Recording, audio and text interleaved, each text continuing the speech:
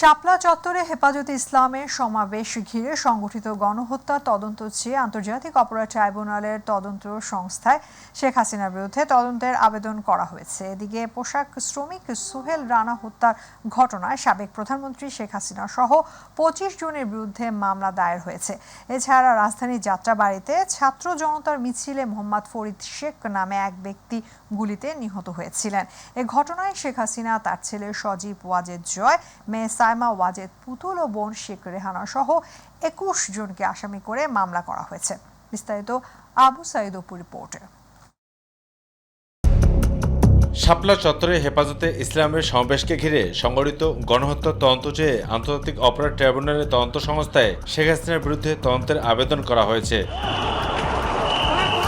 আবেদনে বলা হয়, সাবেক প্রধানমন্ত্রী শেখ হাসিনা, কয়েকজন মন্ত্রী, এমপি সহ ১৯ জনের যোগ সদস্যে এই গণহত্যা সংঘটিত হয়েছে।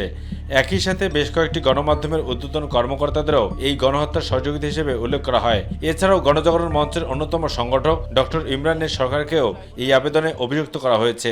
আমরা ১৯ জন আসামি করেছি, তার মধ্যে প্রধান করেছি তৎকালীন প্রধানমন্ত্রী শেখ হাসিনা, তার মন্ত্রী পরিষদের কয়েকজন সদস্য, তৎকালীন পুলিশের আইজিপি, তৎকালীন র্যাবের মহাপরিচালক, তৎকালীন ডিএমপি কমিশনার সহ পুলিশের কয়েকজন ঊর্ধ্বতন কর্মকর্তা এবং সরকারের কয়েকজন প্রভাবশালী ব্যক্তি যারা সরকারের কোনো পদে নাই কিন্তু সরকারের সেই সাথে ছিল। সেটা হলো তৎকালীন গণজাগরণ মঞ্চের মুখপাত্র ইমরান সরকারকে আসামি করেছি এবং শাহরিয়ার কবির, মুনতাসির মামুন, ঘাতক দালাল নির্মূল কমিটির বেশ কয়েকজন সদস্যকে আমরা এখানে আসামি করেছি।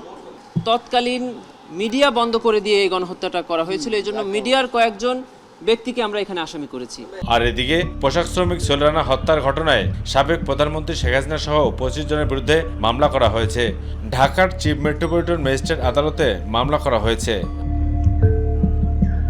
এদিকে চট্টগ্রামে শিক্ষার্থী ওয়াসিম নিহতের ঘটনায় শেখ হাসিনা ও ওবায়দুল কাদের সহ ১০৮ জনের বিরুদ্ধে হত্যা মামলা দায়ের করা হয়েছে। এই মামলায় অন্য আসামিরা হলেন সাবেক পররাষ্ট্রমন্ত্রী ডক্টর হাসান মাহমুদ, শিক্ষামন্ত্রী মহিবুল হাসান চৌধুরী নওফেল, চট্টগ্রাম সিটি কর্পোরেশনের মেয়র রেজাউল করিম চৌধুরী, নগর আওয়ামী লীগের সাধারণ সম্পাদক আজম নাসির, সাবেক সংসদ সদস্য মহিউদ্দিন বাচ্চু সহ ১০৮ জন। বৈষম্য বিরোধী ছাত্র আন্দোলনের সময় রাজধানীর লক্ষ্মীবাজার এলাকায় কবি নজরুল কলেজের ছাত্র ওমর ফারুককে গুলি করে হত্যার অভিযোগে শেখ হাসিনা সহ ৪৯ জনের বিরুদ্ধে আরেকটি মামলা করা হয়েছে। ঢাকার মেট্রোপলিটন ম্যাজিস্ট্রেট তরিকুল ইসলামের আদালতে মামলাটি করেন নিহত কলেজ ছাত্রের মা কুলসুম আক্তার। মামলায় উল্লেখযোগ্য আসামিরা হলেন সাবেক সেতুমন্ত্রী ওবায়দুল কাদের, সাবেক স্বরাষ্ট্রমন্ত্রী আসাদুজ্জামান খান কামাল, সাবেক মেয়র শেখ ফজলুল তাপস, সাবেক পররাষ্ট্রমন্ত্রী হাসান মাহমুদ, সাবেক প্রধানমন্ত্রীর উপদেষ্টা সালমান এফ রহমান, সাবেক তথ্যমন্ত্রী মোহাম্মদ আলী আরাফাত, সাবেক এমপি জাহাঙ্গীর কবির নানক। ছাত্র জনতাকে নির্বিচারে হত্যা দেয় বাংলাদেশ আওয়ামী লীগকে নিষিদ্ধ ও দলটির নিবন্ধন বাতিল চেয়ে হাইকোর্টের করা রায় রিট আবেদনের শুনানি হবে বৃহস্পতিবার। আবু সাইদ অপু, মাই টিভি, ঢাকা। সাবেক সমাজ কল্যাণ মন্ত্রী ডাক্তার দীপু মনিকে ৪ দিন এবং সাবেক ক্রীড়া উপমন্ত্রী আরিফ খান জোয়াকে ৫ দিনের রিমান্ড মঞ্জুর করেছেন আদালত। বৈষম্য বিরোধী আন্দোলনে ছাত্র জনতার মিছিলে নির্বিচার গুলি বর্ষণে রাজধানী মোহাম্মদপুরে মুদির দোকানি আবু সায়েদ হত্যা মামলায় তাদের এই রিমান্ড মঞ্জুর করা হয়। আজ মামলার সুষ্ঠু তদন্তের স্বার্থে তাদের ১০ দিনের রিমান্ডে নিতে আবেদন করেন তদন্ত কর্মকর্তা মোহাম্মদপুর থানার পরিদর্শক তোফাজ্জল হোসেন। শুনানি শেষে ঢাকার অতিরিক্ত চিফ মেট্রোপলিটন ম্যাজিস্ট্রেট সুলতান সোহাগ উদ্দিনের আদালত তাদের এই রিমান্ড মঞ্জুর করেন। একজন হলো যে দীপু মনি, আপনারা জানেন যে আলোচিত যে শিক্ষামন্ত্রী, সাবেক শিক্ষামন্ত্রী, এবং আরেকজন হলো আরিফুর রহমান জয়, তিনি সাবেক সংসদ সদস্য। এই দুইজন এই হত্যার সঙ্গে তাদের সম্পৃক্ততা আছে এবং তারা এই হত্যার সঙ্গে ষড়যন্ত্রের সঙ্গে তারা জড়িত। এই মর্মে তাদেরকে এই মামলায় ১০ দিনের রিমান্ড প্রার্থনা করা হয়। তদন্ত কর্মকর্তা তাদের ১০ দিনের রিমান্ড চান। ১ নম্বর আসামি মহিলা বিদায়, তাকে দীপু মনিকে ৪ দিনের রিমান্ড মঞ্জুর করেন এবং জয়কে ৫ দিন রিমান্ড মঞ্জুর করেন। রাষ্ট্রীয় অতিথি ভবন যমুনায় নারী নেত্রীদের সঙ্গে বৈঠক করেছেন অন্তর্বর্তী সরকারের প্রধান উপদেষ্টা ডক্টর মোহাম্মদ ইউনূস। বৈঠক শেষে ব্রিফ করেন বন ও পরিবেশ উপদেষ্টা রিজওয়ানা হাসান। তিনি জানান প্রায় ৩০ জন নারী নেত্রী এসেছিলেন। সমন্বয়কারীদের কয়েকজনও ছিলেন বৈঠকে। সমাজকে নারী বান্ধব করে গড়ে তোলার পাশাপাশি তনু মুনিয়া নুসরাত দায়ীদের যেন বিচারের মুখোমুখি করা হয় সেই দাবিও জানিয়েছেন নারী নেত্রীরা। আরও জানাচ্ছেন রাকিব হাসান। অন্তর্বর্তী সরকারের প্রধান উপদেষ্টার বাসভবন যমুনায় নারী নেতৃবৃন্দের সাথে মতবিনিময় করেন প্রধান উপদেষ্টা ডক্টর মোহাম্মদ ইউনূস। বৈষম্য বিরোধী ছাত্র আন্দোলনে 2 জন নারী সমন্বয়ক সহ বিভিন্ন শ্রেণী পেশার প্রায় 30 জন নারী অংশ নেন এই মতবিনিময় সভায়। বৈঠক শেষে গণমাধ্যমের সামনে বিস্তারিত তুলে ধরেন পরিবেশ, বন ও জলবায়ু পরিবর্তন এবং পানি সম্পদ উপদেষ্টা রিজওয়ানা হাসান। প্রথম দাবিটাই উঠেছে যে এই যে গণ অভ্যুত্থানটা হলো, ছাত্র জনতার আন্দোলনটা হলো, এখানে যত মানুষ আহত হয়েছে তাদের চিকিৎসা প্রক্রিয়াটা ত্বরান্বিত করা। সরকারের পক্ষ থেকে একটা উদ্যোগ আছে, এটা সিদ্ধান্ত, এটা কার্যকর হচ্ছে যে আমরা একটা ফাউন্ডেশন সৃষ্টির মাধ্যমে সেখানে সকলে যারা সাহায্য করতে আগ্রহী তাদের থেকে অর্থ সাহায্য নিয়ে আমরা এই কাজগুলো করব। চিকিৎসা, পুনর্বাসন সব কিছুর কাজই করা হবে।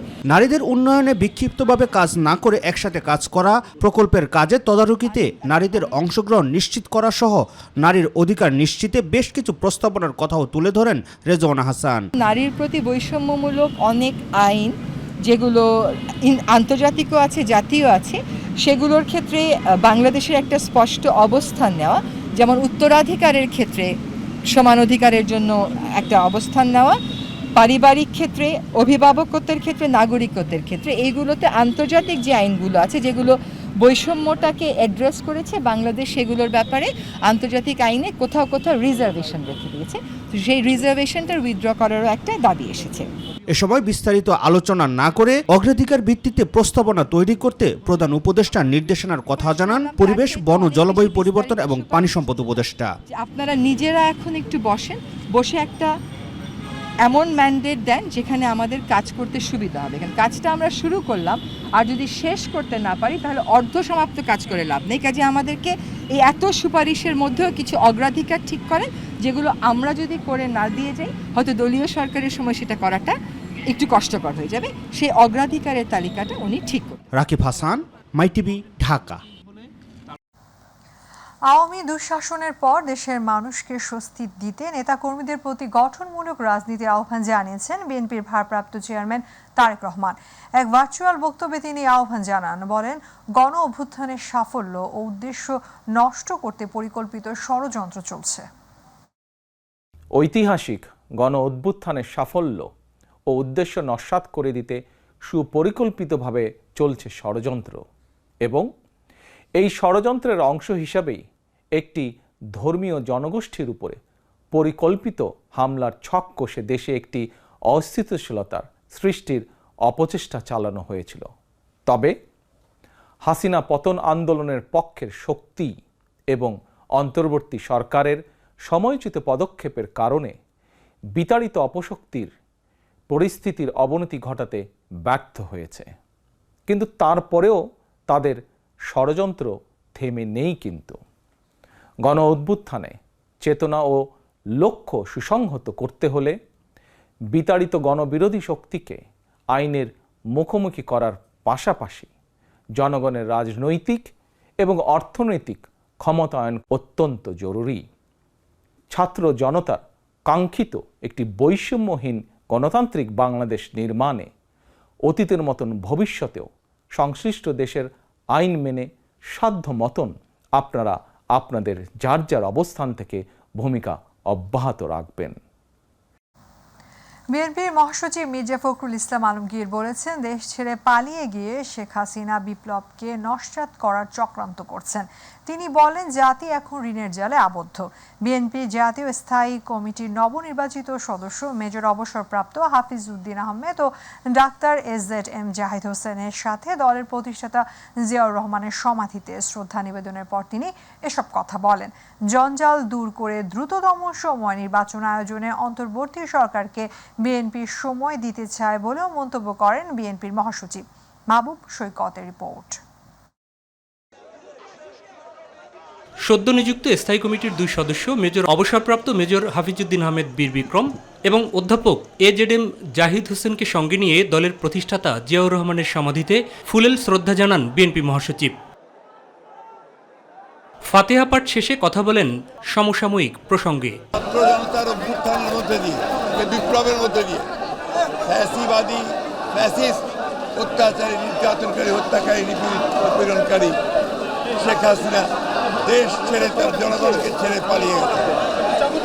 দুর্ভাগ্য আমাদের যে আজকে পার্শ্ববর্তী দেশ ভারত তাকে আশ্রয় দিয়েছে। সেখান থেকে তিনি আবার এই বাংলাদেশের বিপ্লবকে, সংগঠিত যে বিপ্লব সেটাকে নস্যাৎ করবার জন্য বিভিন্ন চক্রান্ত শুরু করেছে। আমাদের তাই আহ্বান থাকবে ভারতের কাছে যে আপনারা তাকে আইনানুগভাবে আইনের কাছে বাংলাদেশের সরকারের কাছে তুলে দেন এবং দেশের মানুষ যে সিদ্ধান্ত দিয়েছে সেই সিদ্ধান্ত হচ্ছে তার বিচার করা, সেই বিচারের সম্মুখীন তাকে হতে দেন। নিজেদের উপর অর্পিত দায়িত্ব পালনে সবার সহযোগিতা চেয়ে কল্যাণমূলক দেশ গড়তে অঙ্গীকারের কথা জানান অবসরপ্রাপ্ত মেজর হাফিজউদ্দিন আহমেদ এবং অধ্যাপক ডাক্তার AZM জাহিদ হোসেন।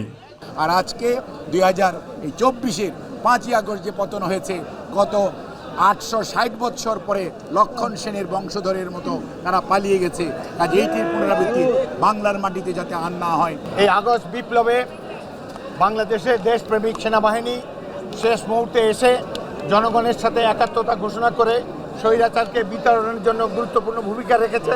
সেই জন্য সেনাবাহিনীর, সশস্ত্র বাহিনীর, সামরিক বাহিনীর প্রত্যেকটি সদস্যকে আমি আন্তরিক ধন্যবাদ জানাই। মাহবুব সৈকত, মাই টিভি, ঢাকা। শিক্ষার্থীদের আন্দোলনের মুখে চলমান এইচএসসি ও সমমানের বাকি বিষয়গুলোর পরীক্ষা বাতিল করে অটো পাসের দাবি মেনে নিয়েছে শিক্ষা মন্ত্রণালয়। পরীক্ষা বাতিলের এক দফা দাবিতে বিকেলে সচিবালয়ে বিক্ষোভ কর্মসূচি শেষে শিক্ষা মন্ত্রণালয়ের ভেতরে ঢুকে পড়েন কয়েকশো শিক্ষার্থী। পরে বৈঠক শেষে পরীক্ষার বিষয়ে নতুন সিদ্ধান্ত জানায় শিক্ষা মন্ত্রণালয়। আতিকুর রহমান তিতাসের রিপোর্ট। কোটা সংস্কার আন্দোলনের কারণে বেশ কয়েকবার স্থগিত হয় চলতি বছরের এইচএসসি পরীক্ষা। সবশেষ সিদ্ধান্ত নেওয়া হয় 11 সেপ্টেম্বর থেকে শুরু হবে স্থগিত পরীক্ষাগুলো। তবে অনেক শিক্ষার্থীরা দাবি করেন পরীক্ষা বাতিলের। জানানো হয় 11 সেপ্টেম্বর থেকে ফের পরীক্ষা শুরু করার কথা থাকলেও তা আরও 2 সপ্তাহ পিছিয়ে যাবে। তবে পূর্ণ নম্বরে নয়, বাকি থাকা পরীক্ষাগুলো হবে অর্ধেক প্রশ্নোত্তরে। শিক্ষা মন্ত্রণালয়ের অন্তর্বর্তী সরকারের শিক্ষা উপদেষ্টা ওয়াহিদুদ্দিন মাহমুদের সভাপতিত্বে অনুষ্ঠিত সভায় এ সিদ্ধান্ত হয়। এরপরই সচিবালয়ে ঢুকে পড়েন পরীক্ষা বাতিলের দাবি জানানো শিক্ষার্থীরা। তারা জানান এ মুহূর্তে পরীক্ষা দেওয়ার মানসিকতা নেই তাদের। বাকি যে 6টি পরীক্ষা আছে সেগুলো এসএসসির নম্বরের সঙ্গে মিলিয়ে নাম্বার দেওয়ার দাবি জানান শিক্ষার্থীরা। আমাদের দাবি একটাই, সাবজেক্ট ম্যাপিং এর মাধ্যমে আমাদের রেজাল্ট প্রকাশ করা হোক। আমরা চাই সাবজেক্ট ম্যাপিং এর মাধ্যমে শীঘ্রই আমাদের যে 6-7টা পরীক্ষা হয় নাই ওইগুলা এসএসসি থেকে নাম্বার নিয়ে শীঘ্রই মূল্যায়ন করা হোক। যারা জেল থেকে বের হয়েছে তাদের সাথে আমাদের কথা হয়েছে, তারা একটা ট্রমার মধ্যে আছে, তারা অন্তত 1 মাসের মধ্যে রিকভার করার মতো অবস্থায় নেই। বাকি যে 6টা, ওই 6টা এসএসসি নিয়ে একটা ফুল রেজাল্ট প্রকাশ করা হোক, যেটাতে সর্বজনীন গৃহীত এবং আমরা যেটা নিয়ে সন্তুষ্ট। পরবর্তীতে শিক্ষার্থীদের দাবির মুখে চলতি বছরের এইচএসসির বাকি পরীক্ষাগুলো বাতিলের ঘোষণা দেন ঢাকা শিক্ষা বোর্ডের চেয়ারম্যান তপন কুমার সরকার।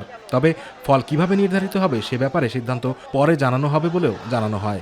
আমরা পর্যালোচনা করে আমাদের মাননীয় শিক্ষা উপদেষ্টা, আমাদের মাননীয় শিক্ষা সচিব সহ আমরা সবাই পর্যালোচনা করে আমরা দেখেছি যে আমাদের যে আমরা যে রুটিন ঘোষণা করেছিলাম অবশিষ্ট পরীক্ষার জন্য, সেই পরীক্ষাগুলো আমরা বাতিল করছি। আজকে এখান থেকে আমরা ওই অবশিষ্ট পরীক্ষাগুলো বাতিল ঘোষণা করছি।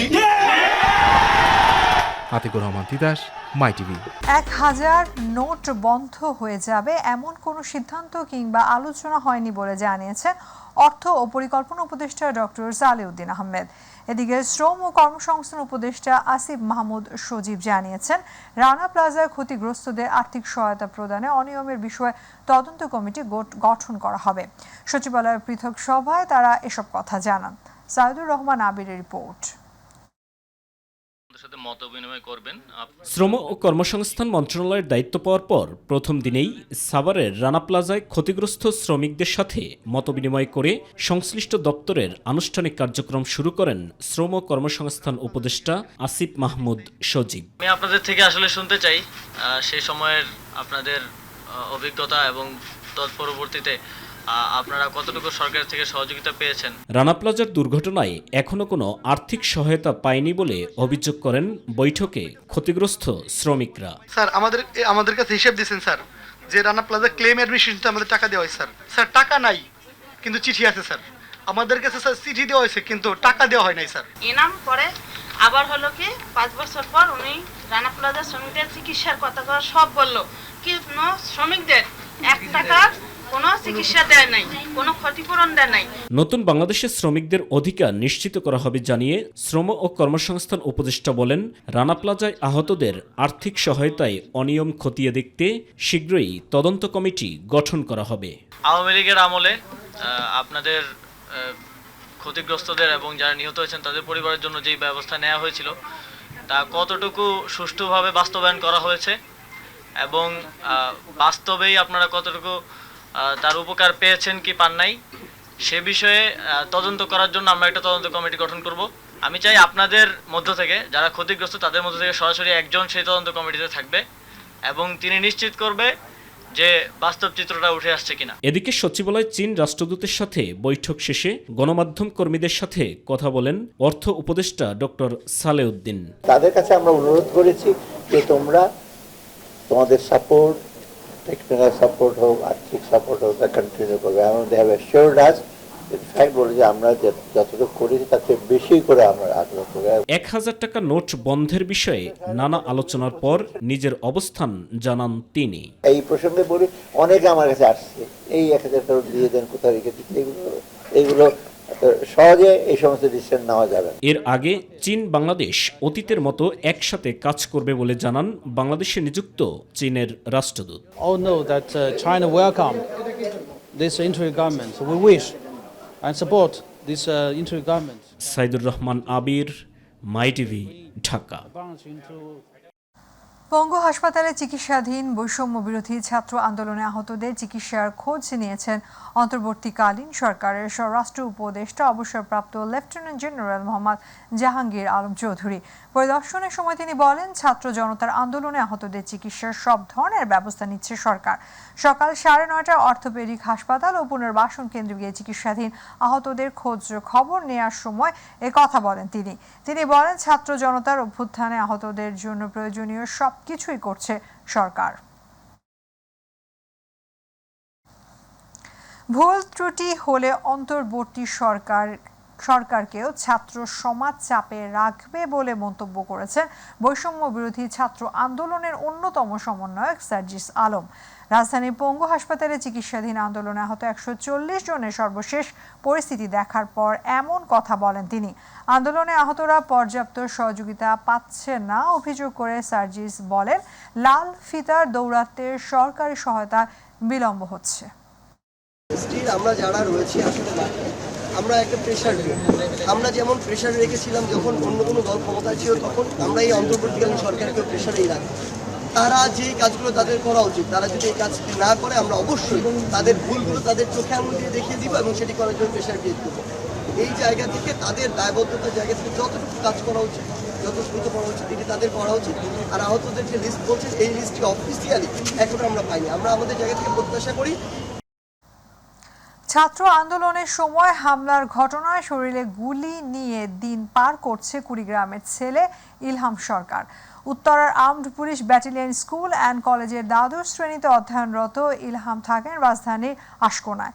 তার চিকিৎসার ব্যয়ভার নিয়ে দুশ্চিন্তায় পড়েছে পরিবার। প্রতিনিধি মাহমুদা আক্তার ভূষণের তথ্য ও ছবিতে আতিকুর রহমান তিতাসের রিপোর্ট। বৈষম্য বিরোধী ছাত্র আন্দোলনে অংশ নিয়ে গত 18 জুলাই বিকেলে রাজধানীর উত্তরা রাজ্য কলেজের কাছে পুলিশের গুলিতে আহত হন armed police battalion school and কলেজের দ্বাদশ শ্রেণীতে অধ্যয়নরত ইলহাম সরকার। আহত অবস্থায় প্রথমে তাকে কুয়েত মৈত্রী হাসপাতাল এবং পরে অন্য আরেকটি হাসপাতালে ভর্তি করা হয়। গাড়ি আসতেছে, পুলিশের যে সাদা গাড়িগুলো থেকে ওইটা একটা আসতেছে, কিন্তু যখন এই গাড়িটা আমার সামনে দিয়ে ক্রস করে আমি জাস্ট দেখলাম যে আমার সামনে একটা বিস্ফোরণ হলো এবং বিস্ফোরণের সাথে সাথে আমি বুঝলাম যে আমার মানে কোমরের নিচ থেকে পুরোটা অবশ হয়ে যাচ্ছে এবং আমি লুটিয়ে পড়তেছি মাটিতে এবং তারপরে আমার মাথায় সেন্স চলে যায় এবং আমি কিছু বুঝতে পারছি না যে কি হচ্ছে। চিকিৎসকরা জানিয়েছেন ইলহামের অবস্থা আশঙ্কাজনক। তার কিডনিতে একটি ও পিঠের ভেতর অসংখ্য ছোট ছোট গুলি থাকায় দেশের বাইরে চিকিৎসা করানো প্রয়োজন। পিঠের মধ্যে 150-200 গুলি এখনো আছে, সেটা বের করতে ডাক্তার বলছে যে ওর অনেক লাইফ রিস্ক হয়ে যাবে।